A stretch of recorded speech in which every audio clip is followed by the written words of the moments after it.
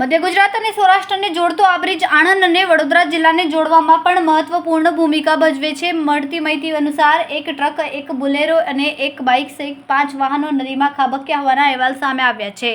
તો બીજી તરફ તંત્ર દ્વારા રેસ્ક્યુ મિશન હાથ ધરવામાં આવ્યું છે. આ રેસ્ક્યુ મિશનના દિલધડક દ્રશ્યો સામે આવ્યા છે. પાદરા જંબુસર વચ્ચે આવેલો ગંભીર આ બ્રિજ તૂટી પડતા કુલ 7 વાહનો નદીમાં ખાબક્યાના અહેવાલ છે, જ્યારે એક ટ્રક બ્રિજ પર લટકતી હાલતમાં જોવા મળ્યો. ઘટનાની જાણ થતાં તંત્રમાં દોડધામ મચી ગઈ. આ દુર્ઘટનામાં અત્યાર સુધીમાં 9 લોકોના મોતની સત્તાવાર માહિતી મળી છે, જ્યારે 10થી વધુ લોકો ઇજાગ્રસ્ત થયાની માહિતી કલેક્ટરે આપી છે. ઘટના સ્થળેથી આવેલા દ્રશ્યો અનુસાર સ્થાનિકોએ બચાવ કામગીરી શરૂ કરી છે. ફાયર બ્રિગેડની ટીમ પણ આવી પહોંચી છે, ત્યારે એક બાદ એક મૃતદેહ નદીમાંથી બહાર કાઢવામાં આવી રહ્યા છે. મહીસાગર નદી ઉપર જે ગંભીરા બ્રિજ છે એમને સવારે 7:45 આસપાસ કોલેપ્સ થયો હતો. એમની અંદર 2 પિલર વચ્ચેના ભાગનો સ્લેબ જે છે એ ઢળી પડ્યો છે. એમની અંદર પ્રાથમિક રીતે આપણને જે માહિતી મળે છે એ મુજબ 2 ટ્રક્સ, 2 ત્યાં ઇકોવાન અને એ સિવાય એક પિકઅપ વાન અને અન્ય વેહિકલ્સ ત્યાં એમાં અંદર પડ્યા છે. રેસ્ક્યુ ઓપરેશન ચાલી રહ્યું છે. આપણે 5 લોકોને બહાર કાઢ્યા છે.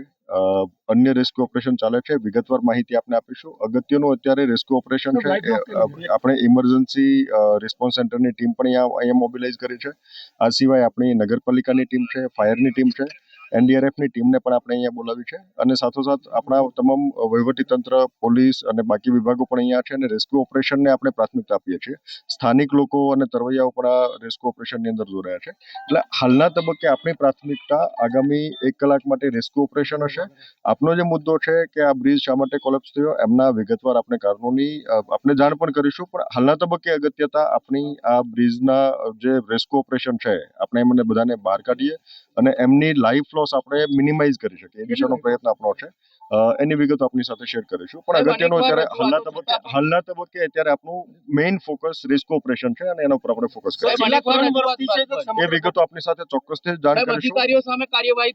ચોક્કસથી આપણે જે પણ કાર્યવાહી કરવા પાત્ર છે ચોક્કસથી કાર્યવાહી કરીશું. હાલના તબક્કે અગત્યનું અત્યારે રેસ્ક્યુ ઓપરેશન છે ને એના ઉપર ફોકસ કરીને આપણી સમગ્ર ટીમ મોબિલાઇઝ કરીએ છીએ અને રેસ્ક્યુ ઓપરેશનમાં આપણે તમામ સ્થાનિક લોકો પણ સહયોગ કરી રહ્યા છે.